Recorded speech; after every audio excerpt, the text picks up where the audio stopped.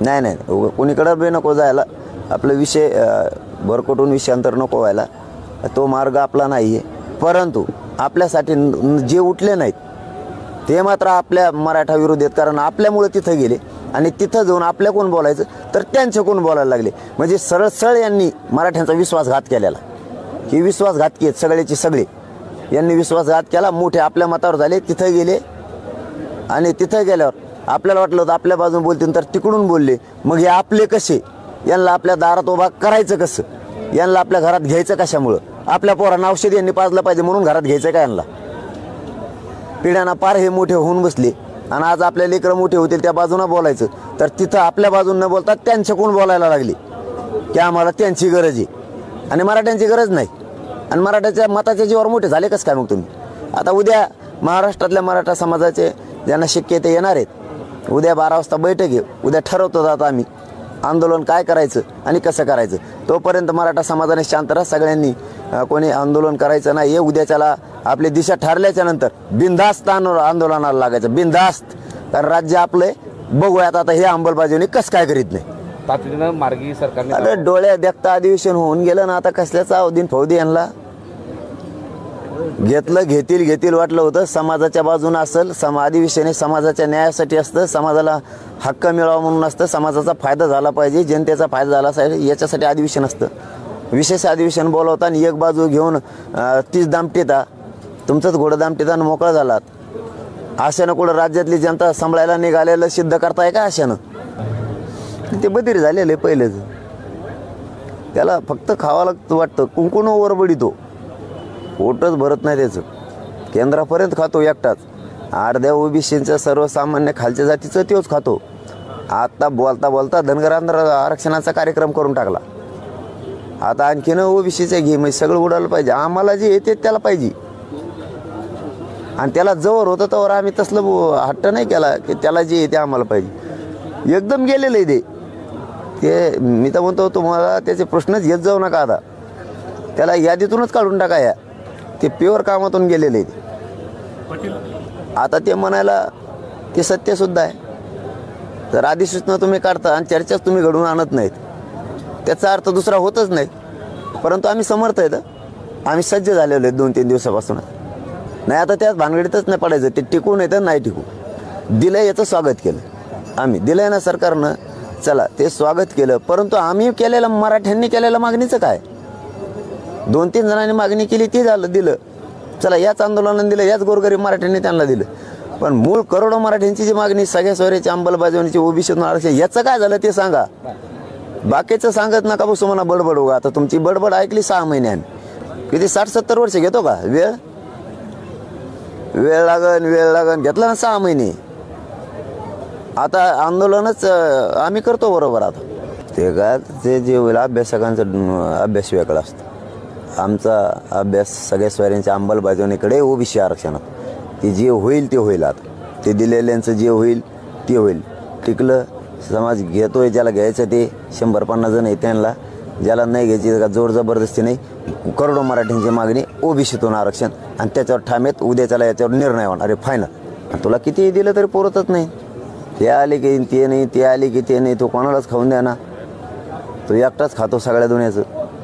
यादी जर काढली आरक्षणाची दिल्यापासूनची तर सगळं तूच खाल्लेलं आहे. बाकीच्यांना तू 5% सुद्धा खाऊ दिलं नाही त्यापैकी. तू शिकवूच नको लोकांना. आता तुझ्या ओबीसी बांधवाला सुद्धा माहीत झाले तू किती कलाकार आहे.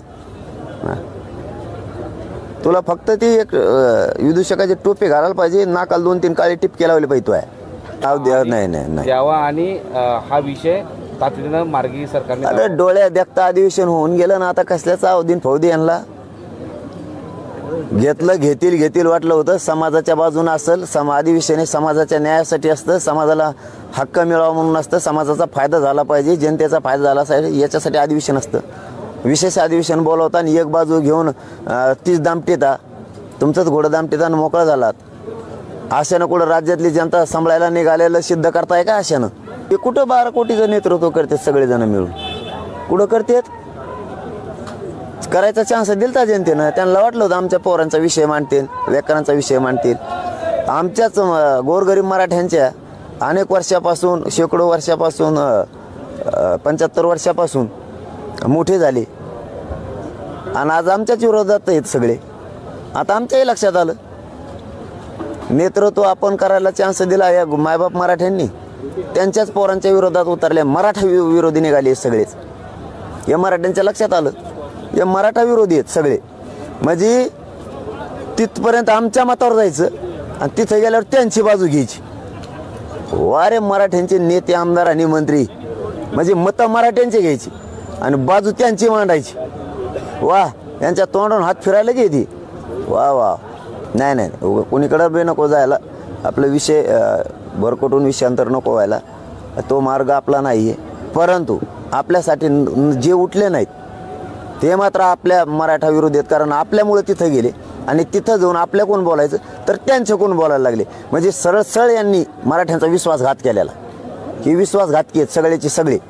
यांनी विश्वासघात केला, मोठे आपल्या मतावर झाले, तिथं गेले आणि तिथं गेल्यावर आपल्याला वाटलं होतं आपल्या बाजून बोलतील तर तिकडून बोलले. मग हे आपले कसे, यांना आपल्या दारात उभा करायचं कसं, यांना आपल्या घरात घ्यायचं कशामुळं, आपल्या पोरांना औषध यांनी पाजलं पाहिजे म्हणून घरात घ्यायचं का यांना. पिढ्यांना पार हे मोठे होऊन बसले आणि आज आपल्या लेकरं मोठे होतील त्या बाजूनं बोलायचं तर तिथं आपल्या बाजून न बोलता त्यांच्याकडून बोलायला लागले की आम्हाला त्यांची गरज आहे आणि मराठ्यांची गरज नाही.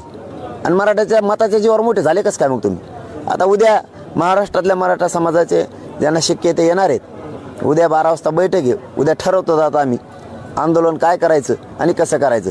तोपर्यंत मराठा समाजाने शांत राहा, सगळ्यांनी कोणी आंदोलन करायचं नाही. हे उद्याच्याला आपली दिशा ठरल्याच्या नंतर बिनधास्त आंदोलनाला लागायचं, बिनधास्त. कारण राज्य आपलं बघूयात आता हे अंमलबजावणी कसं काय करीत नाही. सगळ्या स्वराज्य अंमलबजावणीच्या बाबत मराठा समाजाची स्पष्ट भूमिका आहे की ओबीसीतून मराठ्यांची जी आरक्षणाची मागणी ती कायम आहे आणि सगळ्या सोयऱ्यांची अंमलबजावणी होईपर्यंत एकही मराठा आता तसुभरही मागं हटणार नाही.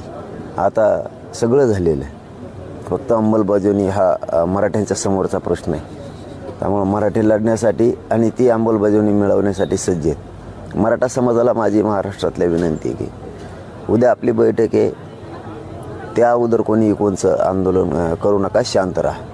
सगळ्यांनी शांततेनं घ्या, संयमानं आरक्षणाच्या आंदोलनाच्या बाबत सगळं संयमाने आणि शांततेनं करायचं. उद्या आपला समाज आणि आपण सगळेजण मिळून पुढची आंदोलनाची कायमची दिशा ठरवणार आहे, कायम आंदोलनाची दिशा. त्यामुळं आपण सगळे ठरवूया, कारण आपल्याला जिंकायचं आहे, आपल्याला हटायचं नाही आहे, आपल्याला जिंकायचं आहे. आपण आत्तापर्यंत जिंकलेलो आहेत. त्यामुळं मराठा समाजाला राज्यातल्या पूर्ण विनंती की उद्या 12 वाजता बैठक आहे. ज्यांना ज्यांना शक्य आहे त्यांनी उद्या बैठकीला यायचं आहे. परंतु माझं म्हणणं असं आहे की शक्यतो सगळ्यांनीच उद्याच्या बैठकीला अंतरवालीत या. लांबचे असतील तर रात्रीतून निघा, आज दमानं प्रवास करा आणि जवळच्यांनी म्हणजे उद्या 12 वाजेपर्यंत पोहोचलात आपण तुम्ही तरी आपल्याला बैठक सुरू करता येईल. फक्त आंदोलनाची दिशा ठरेपर्यंत एकाही मराठा बांधवांना कोणचंही रात्री किंवा असं काही आंदोलन करू नका. दिशा ठरल्याच्या नंतर आपण सगळेजण मिळून आंदोलन करू. कारण विषय आपला थोडा राहिला आहे फक्त अंमलबजावणीचा, ते तर एका हिसक्यात आपण घेणार आहे, त्याची काळजी करायची नाही. आरक्षण आणि सगळ्या सोयऱ्यांची अंमलबजावणी झाल्याशिवाय ओबीसीतून आपण 1 इंचही हटत नाहीत आणि आंदोलनही बंद होत नाही, त्याची काळजी करायची गरज नाही. हे कसं देत नाही त्याचं आपण बघू. फक्त उद्याची बैठक होईपर्यंत सगळे शांत राहा आणि सगळ्यांनी 12 वाजता बैठक केल्या. उद्या आंदोलनाची महाराष्ट्राची दिशा ठरवली जाणार.